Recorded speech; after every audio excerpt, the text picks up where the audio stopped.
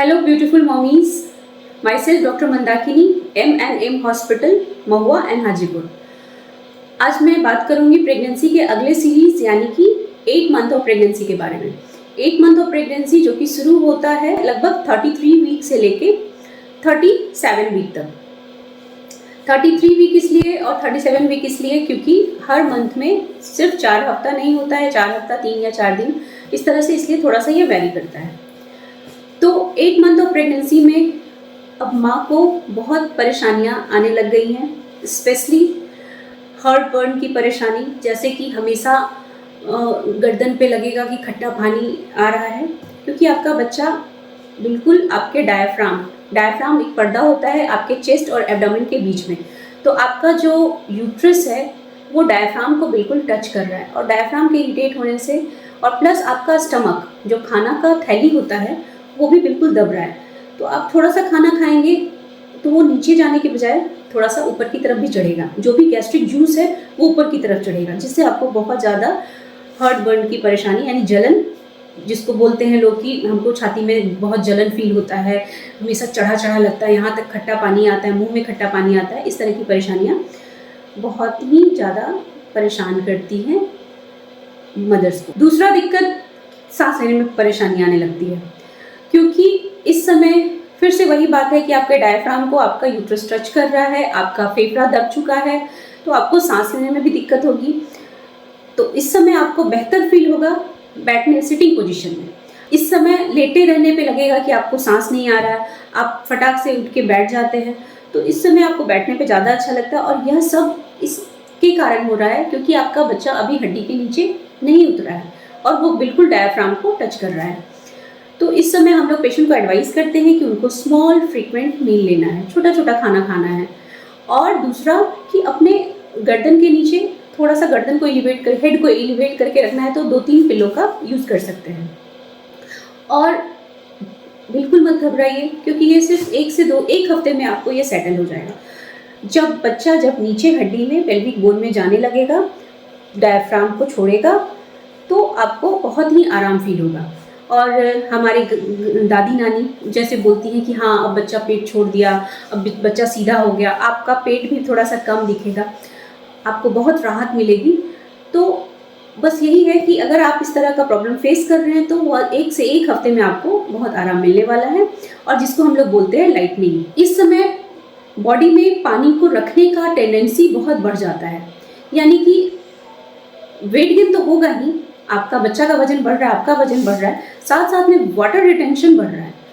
तो बहुत सारे पेशेंट्स का कंप्लेन होता है कि हमको पैर में बहुत सूजन हो रहा है।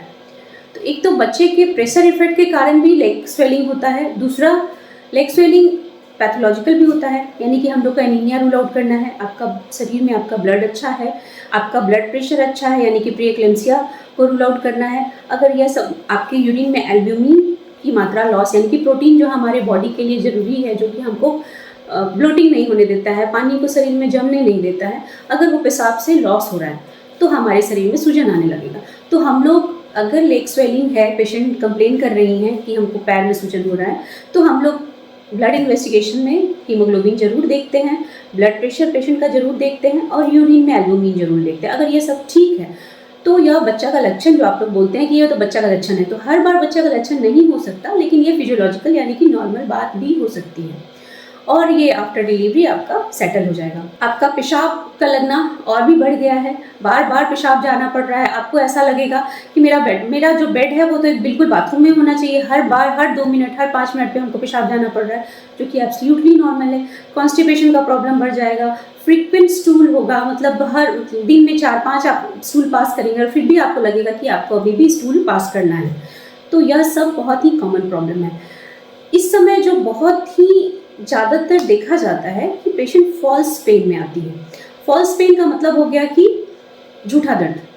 पेशेंट आएंगी कि हमको पेन हो रहा है, शायद बच्चा होने वाला है, अटेंडेंट भी घबराई होती है कि अरे इतना जल्दी कैसे। तो फॉल्स पेन को आपको कैसे समझना है कि ये झूठा दर्द है। फॉल्स पेन कॉन्ट्रैक्शंस तो होगा, जो कि आपको 4था महीना 5वां महीना से ही स्टार्ट हो गया है, तो ये थोड़ा और स्ट्रांग हो जाएगा, लेकिन इसमें दर्द नहीं होगा। कॉन्ट्रैक्शंस होगा, लेकिन ये रेगुलर इंटरवल पे नहीं होगा। हो सकता है कि आपको 2-3-4 मिनट के लिए लगातार कॉन्ट्रैक्शन है, लगातार कॉन्ट्रैक्शंस, नो रेगुलर इंटरवल, ये झूठा दर्द है। कहने का मतलब कि जो बच्चा होने का सही दर्द है वो शॉर्ट टाइम के लिए होगा, 20 सेकेंड, 30 सेकेंड, इस तरह से सेकेंड्स में होगा। वो खत्म, पेट कड़ा होगा, हल्का दर्द होगा, कमर में दर्द होगा या नीचे पैरों में दर्द होगा और वो ठीक हो जाएगा। फिर आधे घंटे में फिर से दर्द आएगा। अगर इस तरह का एक रेगुलर इंटरवल पे, टाइम पे पेन आ रहा है तो वो लेबर पेन है। लेबर पेन में भी एक लेबर पेन होता है जिसमें हल्का सा पेन होगा, पेशेंट अपना नॉर्मल काम कर रही है, बीच में थोड़ा सा लगेगा कि पेन आ रहा है, पेट कड़ा हो रहा है, तो वो लैटेंट है, छुपा हुआ है, जो कि 20 घंटा तक भी जा सकता है। और जब एक्टिव फेज होता है, यानी कि पेशेंट को एक 10 मिनट 15 मिनट पे पेन आ रहा है, अच्छा कॉन्ट्रैक्शंस आ रहा है, जो कि आपको हॉस्पिटल में होना चाहिए उस समय, तो इस पर हम डिटेल में बात करेंगे नेक्स्ट वीडियो में। तो इस समय पेशेंट का दिनचर्या कैसा होना चाहिए, तो उनको अपना स्लीप यानी कि rest, night sleep 8 to 10 hour का, डे स्लीप 2 आवर का, अपना एक्टिविटी नॉर्मल रखना है, एटलीस्ट सुबह मॉर्निंग वॉक करना है। अगर उनका दिनचर्या, जैसे गांव की महिलाएं होती हैं, उनका बहुत ही एक्टिव लाइफस्टाइल होता है, वो घरेलू सारा काम करती हैं, उनके पास मशीन्स कम होते हैं, पोछा लगाने के लिए डंडा नहीं होता है, वो घर में बैठ के या तो पोछा लगाएंगी, तो उस तरह का स्वेटिंग एक्सरसाइज, आटा लगाना नीचे बैठ के, यह सब पेल्विक बोन को बहुत ही फ्लेक्सिबल रखता है। और इस तरह का फ्लेक्सिबिलिटी आपके नॉर्मल डिलीवरी के लिए और हमारे साथ आपका जो लेबर जर्नी है उसके लिए बहुत ज़रूरी होता है। आप नॉर्मल बच्चा चाहते हैं, हमसे पूछते हैं कि उनको क्या करना है, तो हम लोग बस यही सब एक्सरसाइज बताते हैं, यानी कि आपको झाड़ू लगाना है, पोछा लगाना है, आपको आटा लगाना है, वो भी बैठ के। तो इस तरह करने से आपका बोन फ्लेक्सिबल रहेगा, आपको डिलीवरी बहुत ही आराम से होगा, नॉर्मल डिलीवरी होगा। बहुत सारे पेशेंट्स में इस समय देखा जाता है कि उनका ब्रेस्ट से डिस्चार्ज हो रहा है, यानी कि मिल्क का आना चालू हो गया है। पेशेंट बहुत घबरा जाती कि अभी से हमको इतना ज़्यादा डिस्चार्ज आ रहा है या दूध बन रहा है, तो आपको बिल्कुल नहीं घबराना है।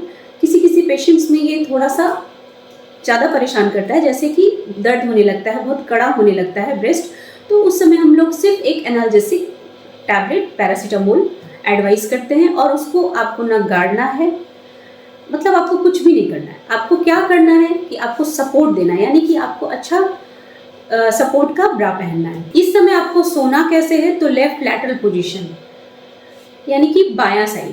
आपको बायां करवट में सोना है, लेकिन पॉसिबल नहीं होता है इतना इस एडवांस स्टेज ऑफ प्रेगनेंसी में कि आप बिल्कुल बायां करवट ही सोए। तो कोशिश करना है कि बायां करवट सोए, सीधा बिल्कुल नहीं, और राइट करवट थोड़ा बहुत। यह हफ्ता बेबी के ग्रो करने का बहुत ही इंपॉर्टेंट हफ्ता है, क्योंकि इस हफ्ता में आपका लंग जो कि बन चुका था अब मैच्योर हो रहा है। एंड ऑफ 8 मंथ आपका बेबी का लंग मैच्योर हो जाता है। तो अगर आपका बच्चा डेट से 15 दिन पहले भी होता है, इवन 34 वीक, यानी कि आपका 8वां महीना घुसने के 10 दिन के बाद भी अगर आपका बच्चा होता है, तो भी बिल्कुल घबराने की बात नहीं है, वो बिल्कुल आराम से सर्वाइव करेगा।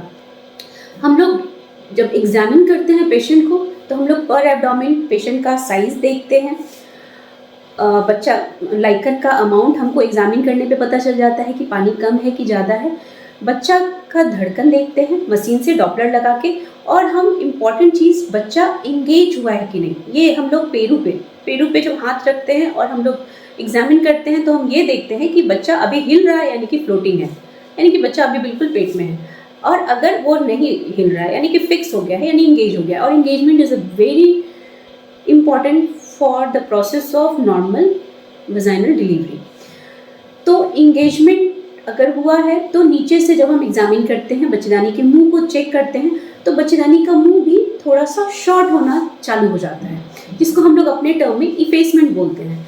इफेसमेंट और डायलेटेशन दो चीज़ है जो कि बहुत ज़रूरी होता है नॉर्मल डिलीवरी के लिए। जैसे जैसे आपका दिन नज़दीक आ रहा है, पहले इफेस्ड होगा, यानी कि जो बच्चेदानी का मुंह जो लंबा था, इतना लंबा था, वो धीरे धीरे शॉर्ट करेगा। वो इस तरह से जो लंबा मुंह होता है वो धीरे धीरे पहले शॉर्ट करता है, जिसको इफेसमेंट बोलते हैं, और इफेसमेंट के बाद धीरे धीरे वो डायलेट करता है। तो यह सब जानकारी थी 8 मंथ ऑफ प्रेगनेंसी के बारे में। अगर आपको कोई क्वेरी है, कुछ डाउट्स है, तो आप मेरे पर्सनल मोबाइल व्हाट्सएप नंबर पे चैट कर सकते हैं, कंसल्ट कर सकते हैं, जो कि नंबर है 8539060346। Do consultation offline on my clinic, SDO Road, Hajipur and Gandhi Chowk, Mahua, M&M Hospital. Thank you.